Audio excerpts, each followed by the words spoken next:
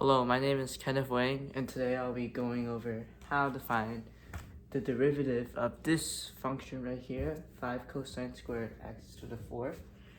So, first I'll give you time to pause the video and see if you can solve this question on your own.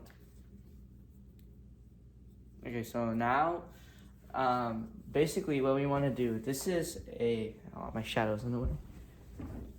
This is a function where you can see it's multiple of functions combined. So we want to use chain rule here to differentiate this.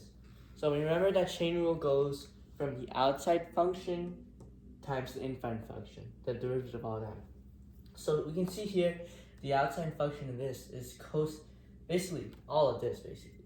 But if you imagine this, remember this is cosine squared, and basically that's all of this times squared. It's not just this. So right now we use power rule to solve. So the power rule will do cosine 2 minus 1. So we put 2 to the bottom here. It'll become 10. 2 times 5 is 10. And once we minus 1 from the exponent, it just becomes cosine.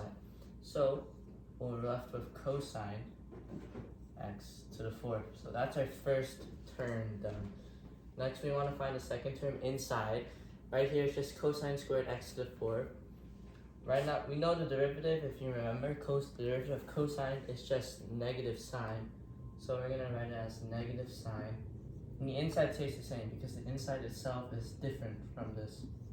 And finally our inside last term is just x to the 4th. We can use power rule. So we take the 4, bring it down, and subtract 1. So we get 4x cubed. And the last step of all this is to multiply all of these together. So right now we're gonna multiply. This kind of looks like a 5. To me. So we can do 10 times 4 times negative 1 gets us negative 40. That's our coefficient.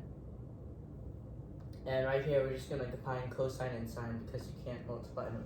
So we're going to bring this down. It's going to be 40 cosine times x to the 4th. Same thing with sine times sine x to the 4th. And this is our final answer.